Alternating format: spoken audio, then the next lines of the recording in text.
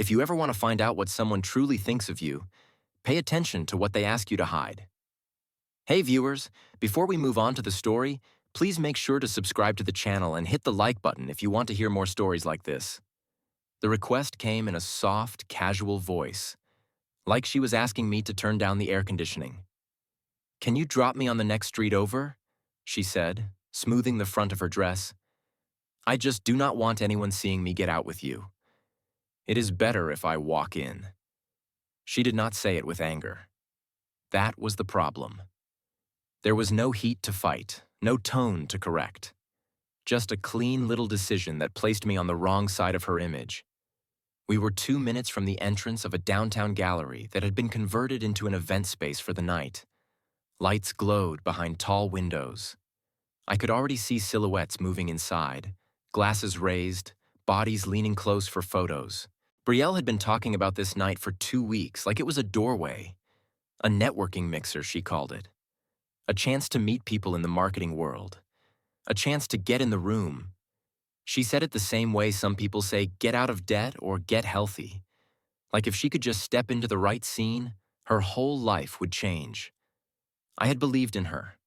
I had believed in her dream more than I believed in my own quiet comfort, and I had built my weeks around making sure she could chase it without falling. I was the one picking up overtime at the distribution center. The one who took the extra weekend shifts when someone called out. The one who came home smelling like cardboard and machine oil, showered fast, and still sat on the couch with her while she edited videos and rehearsed captions. I told myself it was love. It looked like love from the outside. The steady guy supporting the ambitious woman. The dependable man keeping the lights on while she built something.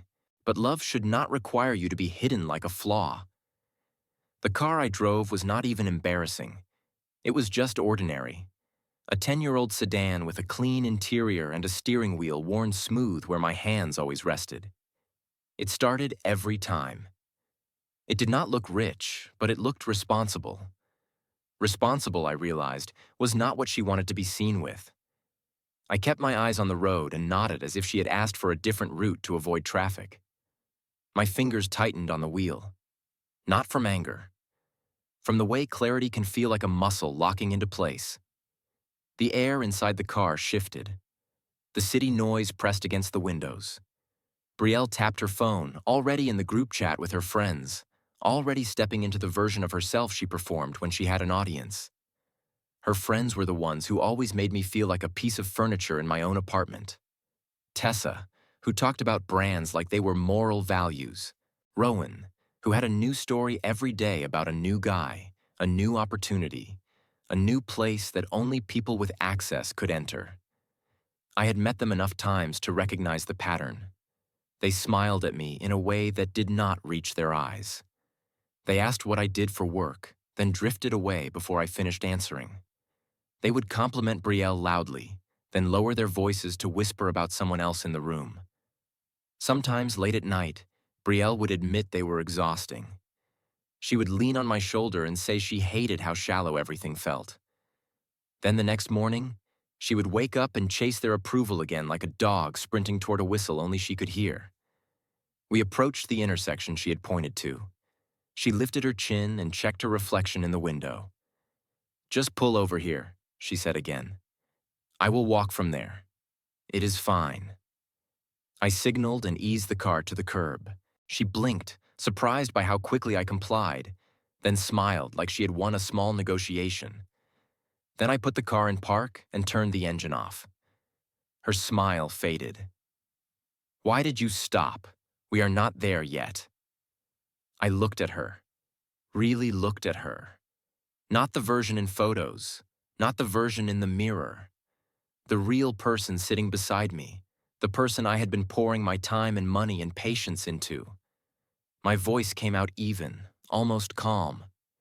"You said you did not want to be seen getting out with me. So get out." For a second, she did not understand. Her brows drew together like I had spoken a different language. Then she laughed. A quick sound meant to shrink me. "Oh my God, Ethan. You are being ridiculous. It is not like that. It is just a vibe thing. This crowd is weird about optics." Optics. The word landed heavy. She reached for the door handle like she expected me to argue first, to give her the chance to call me insecure, to put me back in the position of chasing her reassurance. I did not move. She paused. Are you seriously mad about this? I felt the strangest sensation, not rage, not heartbreak, something colder and cleaner, like stepping outside after being in a loud room for too long and realizing the silence is better. I am not mad, I said. I am done. Her mouth opened. She wanted to laugh again, but the sound did not come out as easily. She stepped out of the car, standing on the curb in heels that were not built for real sidewalks. The night air lifted her hair. She leaned down toward the window. Do not be dramatic, she said. We will talk later. I will be home late. Do not wait up. Then she closed the door, turned away, and began walking toward the event with the kind of posture that said she believed she had control of the story. I sat there for a moment, hands resting on the steering wheel, watching her disappear into the crowd. She did not look back. I started the car and drove in the opposite direction. The drive home felt like it took 10 minutes and 10 years at the same time. Streetlights smeared into lines. My thoughts were not chaotic. They lined up into a simple list, each item clean and final. Get home. Pack. Leave. I expected grief to hit me the way it had hit me in past breakups, like a wave that knocked my knees out. Instead, I felt strangely steady, as if my body had been carrying tension for months and finally released it when the decision was made. When I pulled into our apartment lot, the building looked the same, but my relationship to it had changed. It was no longer a shared home. It was a place I had been tolerated in. Inside, the living room still held traces of her performance life. Ring lights in the corner, a pile of outfits on the couch that she had tried on and discarded, packages on the table with brand names stamped in bold letters, things she called investments. I walked past it all and went straight to the closet. My side was simple: work shirts, jeans, hoodies, shoes that were actually comfortable. Her side was color and glitter and tags still attached. Clothes chosen for photos more than for life. I pulled out a suitcase and set it on the bed. I did not pack in anger. I packed like a man moving out of a place that was no longer his. Socks first, underwear, shirts, then the few things that were actually mine in a deeper way. The framed photo of my dad and me fishing when I was 16. The cheap ceramic mug my little sister made in high school, crooked and imperfect, my favorite because it was honest. The old paperback book my mom had written a note inside when I moved into my first apartment. I left the expensive things. The new blender she insisted we needed. The fancy coffee machine she never cleaned. The designer throw pillows she arranged for the background of her videos. I took my laptop, my documents, my chargers, my tools. Anything I had paid for that, I actually used. I did not touch her jewelry, her makeup, her camera gear. I did not want a single item that could be turned into a story about me stealing. I wanted my exit to be clean. Half an hour later, the closet looked like a mouth missing teeth. My side bare. The hangers still there, empty, like evidence. I stood in the kitchen for a moment, staring at the island where we had eaten countless dinners while she scrolled, and I tried to tell myself it was normal. My hands found a pen and a sheet of paper without thinking. I did not write a paragraph. I did not explain. Explanations are for people who are still negotiating.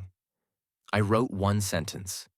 You did not want to be seen with me, so I removed myself completely. Then I added a second line, because there was a simple practicality in it. Do not contact me. I left the note on the island where she would see it first. I put my key on top of it. Then I loaded my car. The trunk looked heavier than usual, like the car itself understood it was carrying a life change. I took one last slow walk through the apartment, not to mourn, to confirm. Bathroom. My razor gone, my cologne gone, my towel gone. Living room. My books cleared from the shelf. The space suddenly looked curated instead of lived in. Bedroom. My side, empty. The bed still made like a photo set. When I closed the door behind me, it did not feel like losing a home. It felt like leaving a stage where I had been cast as a supporting character for too long. I drove to my friend Nolan's place across town. Nolan was the kind of friend you do not see often when you are in a relationship like mine, because people like Brielle prefer you isolated. He answered the door shirtless, confused, then took one look at my face and stepped aside without questions. I slept on his couch that night, and I slept better than I had in months. The next morning, my phone lit up with missed calls and messages. At first it was light, like she expected me to come crawling back with an apology. "Where are you? Stop playing. I just got home and you are being weird." Then a photo of our closet, my empty side, as if she could not accept the reality without showing it to me. Then the anger arrived. "You are insane." Over one comment. "You are trying to punish me because you are insecure." Then the shift into panic. "Ethan, please, call me. This is not funny. I have no idea what you are doing." I did not respond. I turned off notifications. I sat at Nolan's kitchen table with a cup of coffee and watched the sunlight move across the floor like time passing in a different life. By noon, she had switched to calling Nolan. He let it ring. He looked at me. I nodded once. He blocked the number. That afternoon, I went back to the distribution center and asked for every extra shift available. The supervisor looked surprised, then shrugged and added my name to the board. Work was simple. Boxes did not care about optics. Pallets did not judge you. If you showed up and did the job, you earned your place. For the next 2 weeks, my life was sleep, work, and small practical steps. I opened a new bank account at a different branch. I updated my mailing address. I found a short-term rental online, a plain studio with beige walls and a window that faced an alley. It was not glamorous. It was peaceful. Brielle's attempts to reach me grew more elaborate. First, she emailed me apologies, long paragraphs about how she was stressed, how her friends pressured her, how she did not mean it like that. She said she loved me. She said she missed me. She said she would do better. I archived the emails. Then she switched to blaming me. "You never supported my social life. You always acted like you were above it. You want me to be small with you." I archived those too. Then she tried the soft nostalgia approach. "Remember the night we stayed up eating cheap noodles and laughing about dumb movies? That is us. That is real. Please do not throw it away." I felt a flicker of something, not love, not longing, just a memory of who I had been. Then the flicker passed. The problem with nostalgia is it focuses on the warmth and forgets the cost. After a month, she showed up at the distribution center. I was on break when someone tapped my shoulder and said there was a woman asking for me at the front. I walked to the lobby and saw her standing there like a person who had stepped into the wrong movie. She was dressed too nicely for a warehouse. Her eyes were red, makeup trying to cover exhaustion. She held her phone like a shield. When she saw me, relief flooded her face, the way it does when someone thinks they have found the handle to a door. "There you are," she said, voice shaking. "Why are you doing this? We need to talk." I looked at the security guard, then back at her. "This is not the place," I said. She stepped closer. "Please, you are throwing away 3 years over one stupid thing. It was not even about you. It was about the event, about my career. You do not understand how it works. I understood perfectly." I leaned in slightly so my voice would not carry. "You asked me to hide. That is how it works. That is the part I understand now." Her face tightened. "You are being cruel. You want to hurt me." I shook my head once. "I am protecting myself." She swallowed hard. "I will cut them off. I swear. I will stop going out with them. I will delete the group chat. We can go to counseling. Just come home. Home." The word sounded wrong coming from her now, like someone calling a hotel room a house. I saw something else behind her desperation. The practical fear. She could not afford the apartment alone.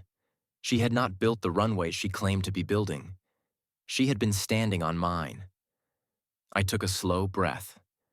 The relationship had been a transaction she never named. And the night she asked me to drop her off elsewhere, she revealed the true terms. "No," I said. Her eyes widened. "Just like that." "No. Just like that," I said. "You made a choice. I am making mine." She reached out like she might grab my sleeve. I stepped back. "Do not do this," she whispered. "You are going to regret it." I met her gaze. Calm. "I regret staying as long as I did." Her face crumpled. For a second, she looked young, not like the polished version she performed. Just a person who had pushed too far and realized the ground was gone. Then anger rushed in to cover the pain, because anger is easier to wear. "Fine," she snapped. "Go be miserable in your boring little life. You will never find someone like me again." The words were meant to stab. They missed because the target was gone. I had already stepped out of the version of myself that needed her approval. I nodded once, not agreeing, just acknowledging the end. "Take care of yourself," I said. Then I walked back through the security doors and returned to work. That night, I did not feel victorious. I felt quiet. Quiet in a way that made room for new thoughts. I started going to the gym again. I called my parents more. I met Nolan for cheap breakfasts. I stopped spending money on things meant to impress people I did not even like. My world shrank at first. Then it got stronger. 2 months later, I signed a lease for a small one-bedroom with a view of the river. Nothing fancy, but clean, bright, mine. I bought a second-hand couch that did not match anything because matching was not the point anymore. I hung a single framed photo of my family on the wall, and the space felt real. Brielle tried again when she realized my silence was permanent. She sent a message from an unknown number. "I am sorry. I lost myself. I am not hanging out with them anymore. They turned on me. They make jokes about you and about me now. I finally see it. Please, I just want to talk." I stared at the screen for a moment, then deleted it. Not because I wanted to punish her, because I finally understood the difference between someone regretting what they did and someone regretting the consequences. A few weeks after that, Nolan invited me to a weekend volunteer event. His sister ran a community food drive, and they needed people to help sort donations. I showed up in a hoodie and gloves, expecting a quiet Saturday. I did not expect to see Brielle. She was standing near the entrance, holding a clipboard like it could steady her. Her hair was pulled back, no ring lights, no outfits, no performance. Just her looking thinner, tired in a way makeup could not hide. When our eyes met, her face went through the same journey I had seen in the lobby of the warehouse. Shock, hope, fear. She stepped toward me before she caught herself. "Ethan," she said softly. I nodded once. "Brielle." For a second, she looked like she might cry. Then she swallowed it down. "I did not know you would be here." "I did not know you would be here either," I said. She glanced around, embarrassed. "I started volunteering here because I needed something real. I needed to feel useful." She paused. "I am not trying to corner you. I want to say I am sorry without expecting anything back." Her voice sounded different. Not polished, not strategic. I watched her for a moment. I could see the hunger for a response, the hope that a softer tone could reopen a door. I kept my tone gentle but firm. "I heard you. I accept that you are sorry." Her eyes brightened for half a second, like she thought that meant more. Then I continued. "But I am not coming back." The light drained from her face. She nodded slowly. "I figured. I just had to say it to your face. I have been living with it in my head." She inhaled shakily. "I did not understand what I was doing. I was trying to be someone I thought people would respect. I thought if I could look like I belonged, I would finally feel like I did." I did not argue with her. I did not need to. Understanding her motivations did not change the result. I hope you find that feeling without hurting someone else, I said. A tear slipped down her cheek. She wiped it quickly, ashamed. There was a pause, and then she asked the question that always comes when someone realizes the old power is gone. Are you seeing someone? She asked. The question did not make me angry. It just made me tired. My life is not your business anymore, I said. She nodded again, as if each nod was a small surrender. Right, of course. She forced a weak smile. You look different, better. I did not say thank you. Compliments from her used to feel like oxygen. Now they felt like weather, something external that did not determine my direction. I turned toward the tables of donations. Take care, Brielle, I said. I walked away and began sorting canned goods and bags of rice with Nolan's sister and a group of strangers who did not care what car I drove. They cared if I could lift a box and if I showed up when I said I would. That was respect. Simple, earned, real. When the event ended, I loaded my car with a few leftover boxes to drop at a smaller shelter. Nolan slapped my shoulder and asked if I was okay. I was, I said. And it was true. The next morning, I went for a run along the river. The air was cool. The water moved steadily, indifferent to everything that had once felt like the center of my world. I thought about the moment in the car, the way she had asked me to disappear for her convenience. I realized something that made me stop running for a second and just stand there breathing. She did not ruin my life. She revealed it. She showed me where I stood in her priorities, and in doing so, she handed me a gift I could not have asked for: clarity. I went home, showered, and sat at my small kitchen table with my sister's crooked mug filled with coffee. I opened my laptop and applied for a supervisor training program at work that I had been hesitating about for a year because I did not want to upset our routine. There was no routine to protect now. There was only my future. A week later, I got accepted. 6 months after that night, my life looked nothing like the life Brielle wanted to be seen in. It was not flashy. It would never impress her friends. But it was mine. I had a job where my effort mattered, a home that felt calm, a circle of people who cared about character instead of angles. And the best part was how boring my peace became. Not empty, not lonely. Peaceful in the way you only understand after you have lived in constant tension for too long. Sometimes, late at night, I would still feel a ghost of the old instinct to check my phone, to see if she had messaged, to see if she needed something. Then I would remember the note I left and the key I set down, and the instinct would fade. She had wanted me a block away, so I moved my entire life out of her frame. And for the first time, I stopped trying to fit into someone else's picture. Thanks for watching. If you enjoyed the story, please subscribe, hit the like button, and share your thoughts in the comments. It helps the channel more than you think.